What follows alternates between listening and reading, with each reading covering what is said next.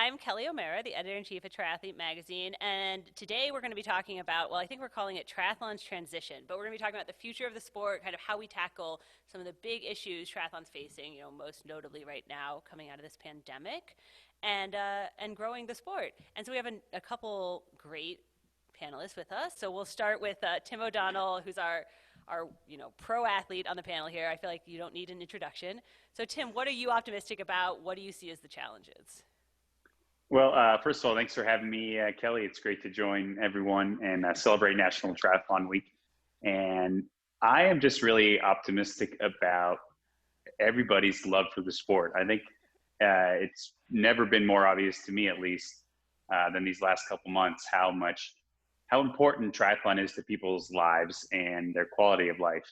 And we see that because we're all trying to do whatever we can to get out there. We're doing little small bike races, gravel races, or we're hopping on Ironman VR races or doing Zwift races. We're doing whatever we can to get out there. So that's really positive for me. And challenges obviously are mass gatherings. I think we'll definitely get into that pretty soon. But yeah, it's we're already trying to grow our sport in terms of reaching a broader audience and getting people to stay involved in the sport longer.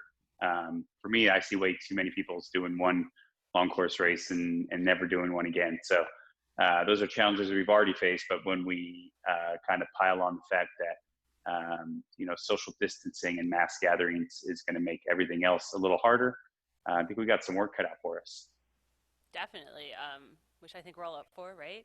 And Vic Brumfield's one of those people doing the work. She's the chief of staff for USA Triathlon. So Vic, tell us, what are you most optimistic about? What do you see as the challenges? Yeah, well, I mean, obviously the pandemic's been devastating to the endurance sports community, and we're all feeling it. But to Tim's point, it's been amazing to see the community come together to share best practices, case studies, stories. How do we collectively bring the sport back? And I think another opportunity is, how do we bring it back stronger? The sport has been experiencing growth in a measurable way, which has been tremendous and exciting and long awaited. And I think now we're even thinking about, how do we amplify that even more and rethink the mold of triathlon and the sport as we move forward and bring it back. And when I think about what else gets me excited is everyone on bikes and everyone out moving. Like, this is a health crisis, and people are focused on being healthy, being outside, getting moving, getting on bikes, putting on running shoes. And I think there's a huge opportunity to really open up our arms and bring more people into the sport. Yeah, I mean, we were talking about that before we started recording. There's a bike boom, there's a running boom. We just got to get those people over to triathlon now, right? You got it. And Gabriela, you're one of the people doing that. So Gabriela runs Race El Paso. I forget how many races you had. You told me last week, 6, I think. And you've done a great job kind of bringing in new groups of people, a women's only event, a lot of people who've never done triathlon before. So what are you most optimistic about? And obviously there are a lot of challenges for small race directors. There are. So I think I'm most optimistic initially about the resurgence of local races and what that might look like, as people are, I think we're on kind of an unintended extended taper right now, and kind of chomping at the bit to do something. We just don't know when that's going to be. So everybody may be a little bit grumpy, but we're still excited about what's next. So I think local races are going to be the first step in that. And I'm excited about us having some challenging conversations that I think are long overdue. Like, a lot of us have talked about what triathlon looks like, who's part of the sport, how do we change that, how do we welcome new beginners into it, and what's that going to look like? And I think we finally reached a tipping point where we can have those difficult conversations in a really, really productive and forward-thinking kind of way. So I'm excited about those two things. And then I think the other challenges are going to be really, what does it look like when we're going back? And how long is that going to take? So is it going to be an incremental shift? Is there going to be kind of a break the tape, we're all ready to go moment? I think we're hoping for that, but looking at it, it's probably going to be a little bit different in every part of the country. And, we're having to exercise a whole lot of patience in this extended period. And I don't think triathletes are good at that, right? No, we try. All right, so Marcus Fitz, let's go. We're going to finish with you then. Like, We're talking about bringing in new people to the sport. Obviously, you have a lot of experience with that. Marcus is the founder of the District Triathlon Club. He's a coach. So you are kind of doing the work on the ground. So what are you seeing out there that you think, you're optimistic about, and what do you think are the challenges? Yeah, I think just like everybody else has faced the certain challenges that COVID and the pandemic has, affected all the clubs, all the athletes. And I think getting really creative with how we engage with our club members, how we engage with the community. So we've been doing like clinics from a team perspective, and then the creation of unsanctioned races and events. We've had members put together like half marathons and marathons just locally among peers and trying to social distance for safety and to stay within the guidelines that the states and districts have set. So the creativity is one, it's been huge. From a coaching aspect, I mean, just getting people out and being active is step two. So just get on the bike, and we've seen the boom in bikes. People are bringing their parents out for accountability partners. So if you're stuck with a roommate or parents or siblings or just friends to get motivate each other to get out, regardless if it's a run or a bike. And I know some of the local businesses have started doing open water swims. So encouraging people to do that and find anything that they can, whether it's a dry land workout or actually in open water or in a pool. So what do you say people bring their parents, their roommates? Are you seeing an increase in people coming out, trying, I'm not going to say unsanctioned because we have USAT here, but grassroots, wacky, self-supported races? Are you seeing an increase in that? Oh, definitely. I mean, the bike shops here, they're completely sold out of bikes. I mean, everybody from paths to trails to the road. My parents personally, they've been excited about getting, restarted into cycling. They all got bikes. Got them bikes maybe like 2 years ago, and they're all dust. So we have to wipe the dust off. And they're like, "Oh, when you guys going on your next ride? Can I come?" Like, absolutely. This is what I've been waiting for. So it's been exciting, and I don't know about where you all are, but here in DC we have a couple of the wards here. There's some huge health disparity gaps. So hopefully with all this, it will motivate people, and we can help close those gaps. Vic, from a USAT perspective, since you guys kind of are like the organization that oversees the sport, can you give us some general outlook on, how has the sport been affected, races canceled, financially, all that stuff? Yeah, I mean, I had mentioned earlier, it's just been devastating. We've had over 700 events this year already impacted. So that means they've been canceled or rescheduled. That's tough, and it's not just the races, it's the whole ecosystem, right? I mean, that impacts coaches who train the people who were registered for these races and are participating in these races, and the clubs that cultivate the community around these events. And so it's been a huge struggle and a huge challenge. Our foundation actually put together a grant program for coaches, clubs, race directors, people devastated and impacted by the coronavirus on their businesses, and they had nearly $1 million in request for funding, and they were able to give away more than 100,000. So that's been fantastic in grants to recipients, and that's been hugely helpful. But we know that there's a lot more stories out there of people that are struggling, and it's going to be a long recovery road. And I think that's just the reality of it, that we look at USA Triathlon, and we are going to be recovering from this for years to come. And it impacts our ability to support programming and initiatives, and it's going to be tough. But I think going back to what we were talking about earlier and what we're optimistic about is we know we're going to come back stronger. When these things happen, it helps us to become laser focused on everything we do and make sure that we only do the things that truly matter and move the needle. So that's what we're thinking about. I think virtual races are going to be really interesting in the future as well. Not just races, but challenges. You see a lot of those popping up. And I think, if you had asked us, anyone in the industry 6 months ago, what the future was of virtual racing, we probably all would have said like, oh, it's interesting. It's a thing. It could be part of what we do. And now I think it's the new baseline. So, and I think it will be for a very long time to come. And it's amazing what we're able to do with virtual. I think Tim's well aware with what he recently experienced also with Rini. We were just talking about that. But it's incredible what we can do with virtual racing and competition and connection to athletes over that platform. So I think there's real opportunity in that, not only for USA Triathlon, but for the entire community as well. And when you say it's been devastating, you just mean literally, like financially. I know USAT has made a really big effort to continue, athlete payments and some of its grants, but otherwise you guys have frozen spending, right? Like that's... Absolutely. Well, think about our elite athletes. So USA Triathlon, our whole mission is to grow and support the sport from the amateur level all the way up to the high performance level. And we had athletes training around the world on a trajectory to qualify and compete in Tokyo. And so you have at the highest Olympic athlete performance level, their world turned upside down. And now they're trying to find pools to swim in and trying to figure out what their new qualification requirements are and what that timeline looks like and where they can train. And so there are those challenges that have been hugely disruptive. But you're right, we've continued to make payments to our athletes, of course, and support them. That's a major core of our who we are as an organization. But then there's also what it's meant for what we can do for programming. We'll talk a little bit later about growth in the sport, but we were investing significantly into youth programming. So for example, creating youth programs where we partnered with USA Swimming and had triathlon training programs integrated into youth swim clubs. And the fact that those programs aren't happening it completely changes the trajectory of our priorities for the year. And financially, yeah, it's been incredibly hard. We've had to freeze all unnecessary spending.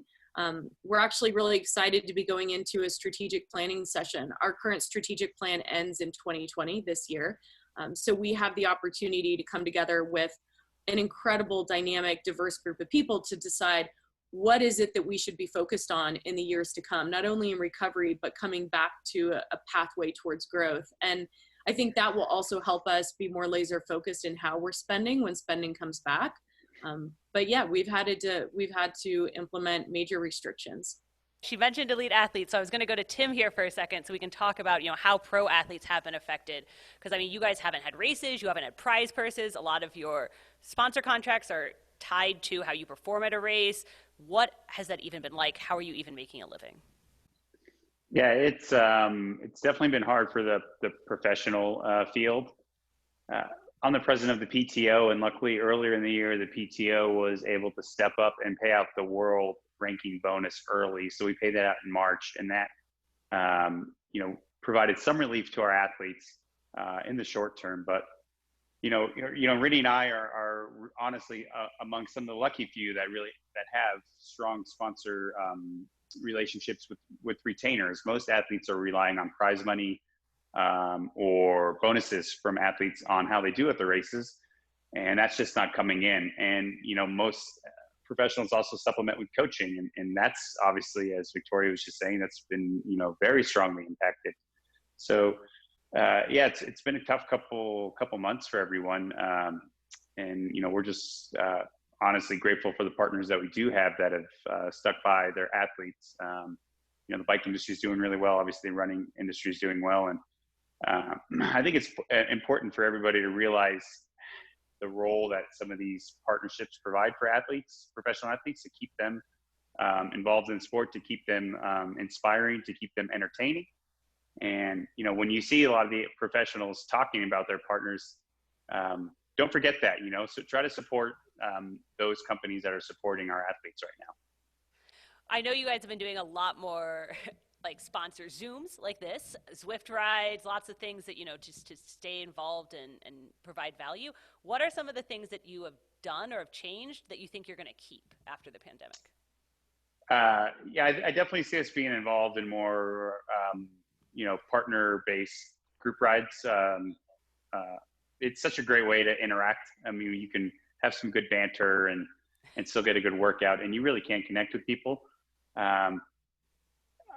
We've revamped our YouTube show, the Tim and Rini show, and, we're trying to keep that a little more consistent. I think that's really important. But at the end of the day, it's just trying to stay connected with your audience when we can't be out there at the races. And that is what's so unique about triathlon, right? It's a chance for us all to race on the same course on the same day, which is pretty cool.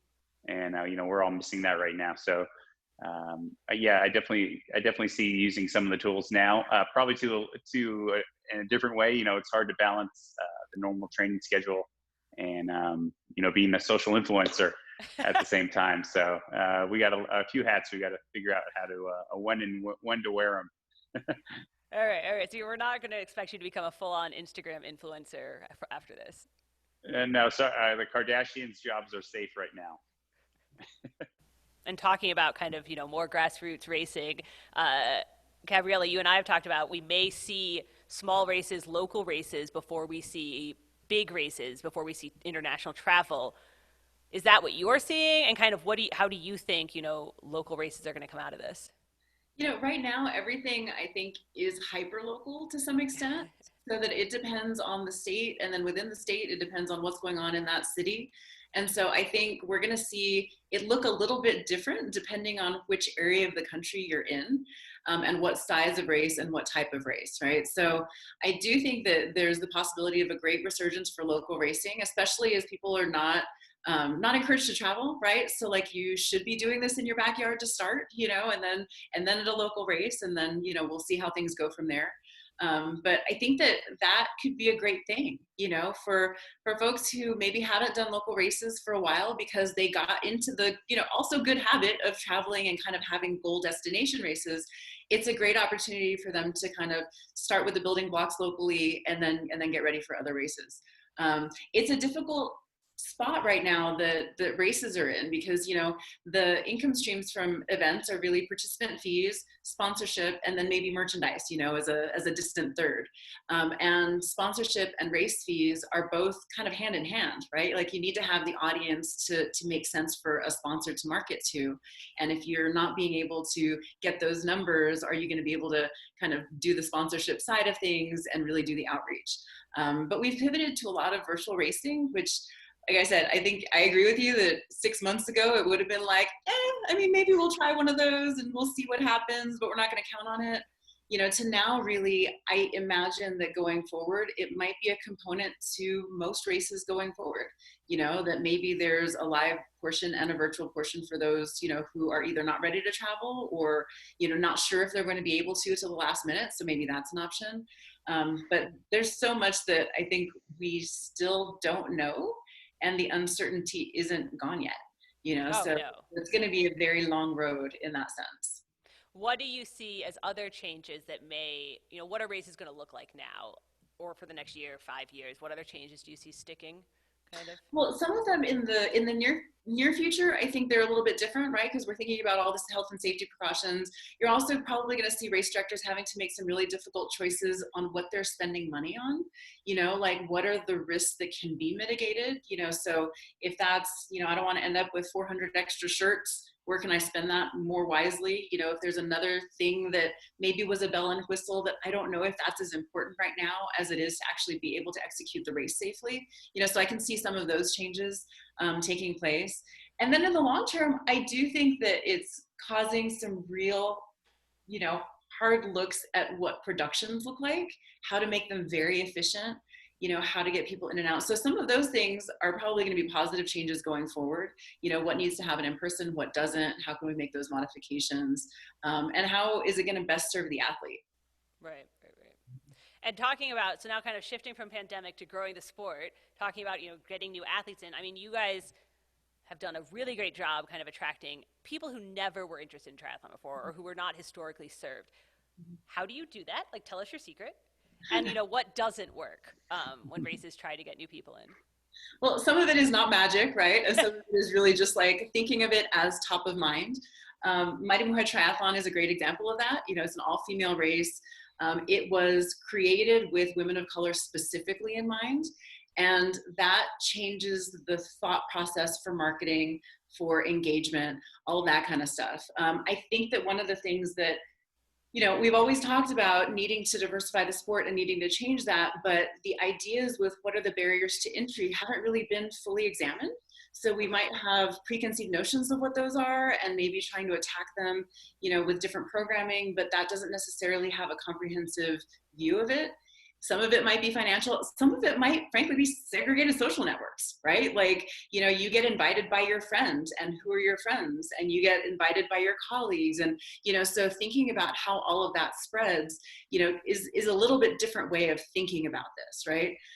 One of the things that I've done that I've seen be very effective is do a purely social introduction early on. So this is not show up to a workout. This is show up to a purely social event where we're going to talk about it. We're going to introduce, 3 or 4 people who are going to tell you about their first experience. They're going to look like a range of people. Like, you might have one that fits what you in your head imagine a triathlete is going to look like. You might have somebody else who did their first at 65.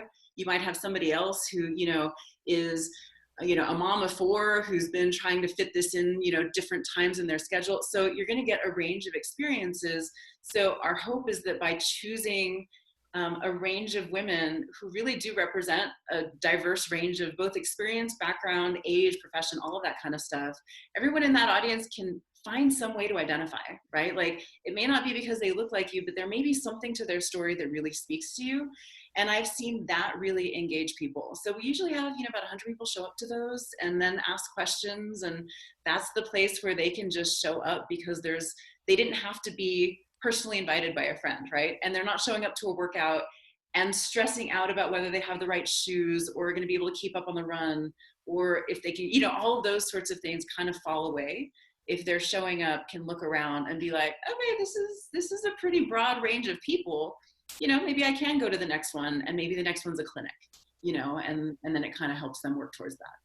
Right. You also have snacks and wine, I think. Well, of course you have that. I mean, of course. But then, we also have clinics after that. So what I've done with a couple of races is you try to have this free clinic series, right? Working with sponsors and partners and coaches in the community, so that if somebody doesn't have a reference point of like how to get started, if they kind of go to these, it's not going to train them for the event, but it's going to give them the skills they need to feel confident when they get there. So they can ask their questions about a transition area. They can learn how to climb and descend on the bike. There's some level of instruction to give them the confidence they need to keep on going. They're not going to, like I said, they're not going to be prepared to finish just by showing up at a few clinics, but they are going to be able to get those very technical questions that I think now we take for granted, like, of course you take your, shoes, and no, you don't need 18 things for your transition area, and, that sort of stuff out of the way. Do you wear underwear under your tri-suit? Yes. Question. What do I wear? Where do I change? There's some basics that if you have never seen it and you don't know anyone who's ever done it, are really valid questions, and Googling it is gonna feel like, well, does that apply to this race? Because that's in a lake and this is in a pool. Or can I use this bike and not that bike because I don't have one like that? So there are some basic questions that I think it allows the community to kind of answer for you. A lot of those, I end up not being a part of some of those discussions, or the coaches that I've invited aren't really those discussions. It's really everybody talking to each other, because as soon as you've done your first race and now you've got a little confidence under your belt, you want to bring other people into the sport and talk to them about what you've done. And so it kind of naturally happens, and you see this beautiful community form where people find training buddies, and it all gets demystified, but it starts with an opportunity to ask questions and not feel silly or like it's a stupid question. Right. And Marcus, I mean, you've also had a lot of, I don't want to say luck, I'm trying to think of the right word, a lot of success, there we go, success with starting, your own club, attracting, a very diverse number of athletes, new athletes. What have you found works on a club level to kind of get a more diverse group of people? And, obviously there are financial barriers, but there are a lot of other barriers too. What do you see as the other barriers to getting people kind of into the sport? Yeah, I mean, Gabriela made amazing whole bunch of the points we all face together, for sure. And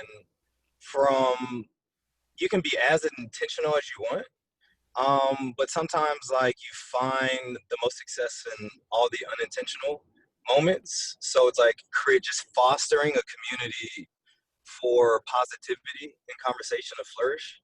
I think that's where I had the most success. Just inviting people, want to be invited, they want to feel included. So you just do the basic stuff, Obviously, it's all centered around triathlon and health and wellness, but for us, it's one, showing people how to like change a tire. Giving them the tools so they can be, productive and successful in the sport. And then the awareness, that's been huge. What does it look like? What does getting started? What are my checklist items that I need? Just not even for the race, but for the workout. How can I join you guys and not feel like I'm not prepared? So making sure everybody's prepared has been another value point. But in terms of barriers, obviously we have the financial barriers that, it seems that most people across the board face, regardless of race or gender. But we have the access to coaches. Okay. Not everybody has access. And that's what I really kind of, part of my focus now is trying to get race directors, primarily race directors of color, coaches of color, so that they can take kind of the skills they use and have it trickle down to the community. So not just tri coaches, but swim coaches, track coaches. And we're pulling people from the different mediums of the sport.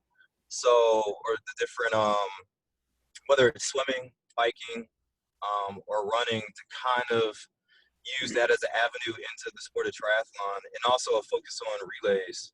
So if you do not know how to swim, at least you can find a friend or a partner who can help you at least enter the triathlon journey. So if you're going to run, great. I have someone who can do a swim. I also know someone who can do the bike. And then that helps motivate people to continue that journey. All right, this is possible. Like when we had a women's only sprint triathlon, I guess last July.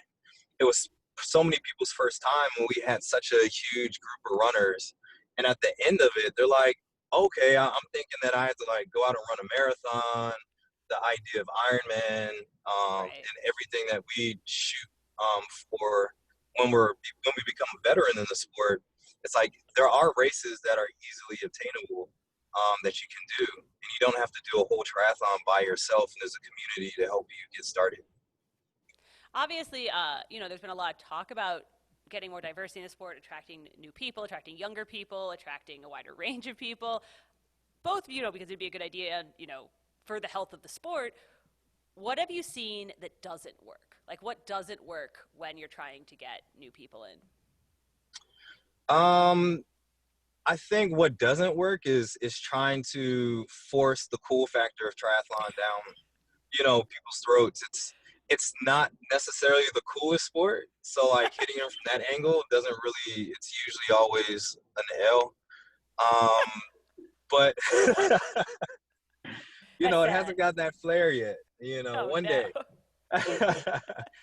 But you have everybody with the aero helmets and everything, trying to convince someone to put that on, or even a tri suit is a big thing. It's there's a lot of discomfort in that for adults who have never done it Right. before. So like building people to that point.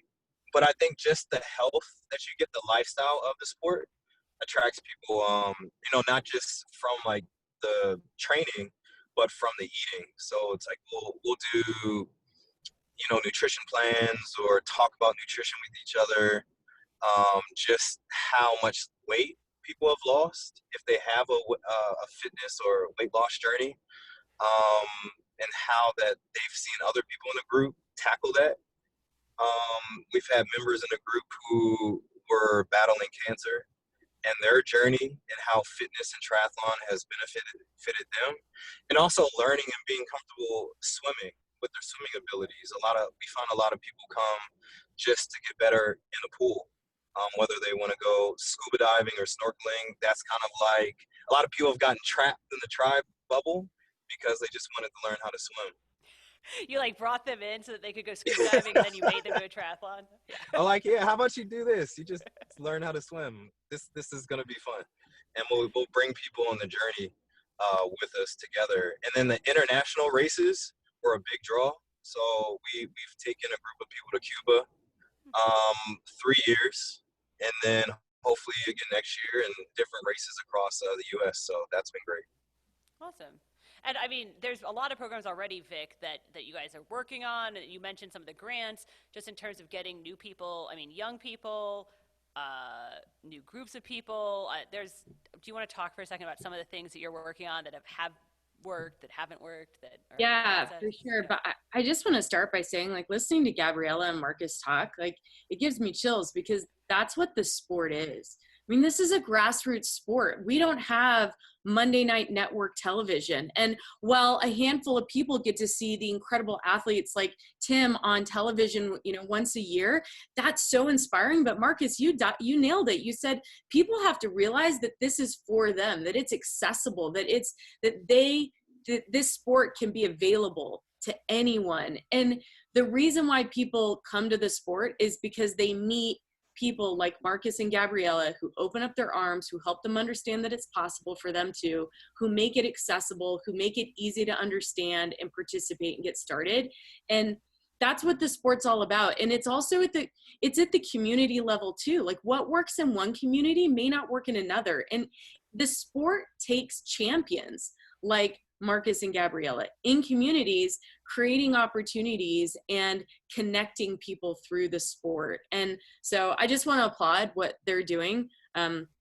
It's really fantastic. And at USA Triathlon, we're here to amplify that. We're here to create programs and resources to amplify what's working in a way that's adaptable across communities. I think our focus has really been on youth in the last few years. I mentioned, what we're doing with USA Swimming, the grants for becoming an NCAA sport. Again, that was more than $3.5 million in grants to universities so that we can become a championship sport and we can have better representation. We can have better pathways for people to come in at the young level.